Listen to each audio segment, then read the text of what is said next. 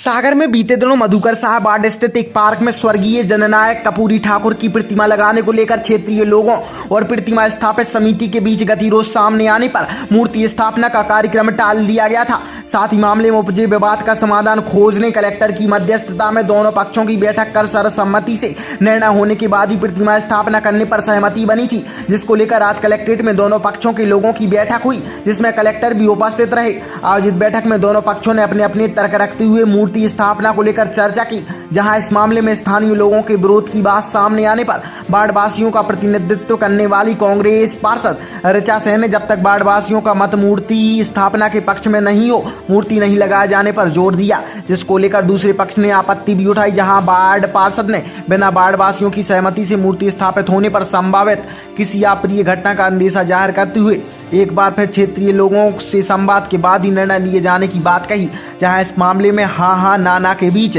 सभी ने मामले में वार्ड वासियों के साथ चर्चा पर सहमति व्यक्त करते हुए बैठक करने का निर्णय लिया। आयोजित बैठक से कलेक्टर के जाते ही मामले में वार्ड पार्षद का रवैया को लेकर कुछ लोग आपस में ही उलझ गए और पूरे मामले में जबरन का दबाव बनाते हुए नजर आए, जिसको लेकर वार्ड की पार्षद जब अकेली पड़ती दिखाई दी तो उनके सहयोगी के तौर में बैठक में मौजूद कुछ अन्य लोग भी उनके समर्थन में आ गए। तकरीबन 10 मिनट तक दोनों पक्षों के बीच कहासुनी होने पर जब मीडिया की एंट्री हुई तो मामला शांत हुआ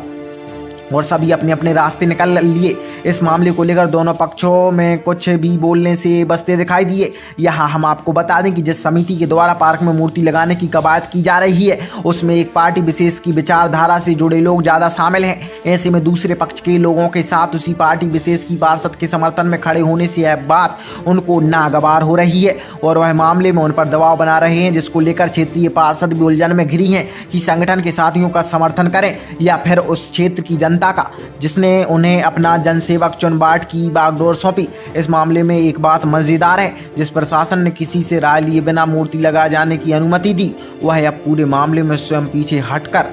और दोनों पक्षों को आपस में सहमति बना निर्णय लेते हुए उक्त विवाद सुलझे इसका प्रयास कर रहा है। हम सब जी क्यों आए थे आप, क्या बैठक? ये तय हुआ था कि हम सब लोग इकट्ठे बैठेंगे और यदि जो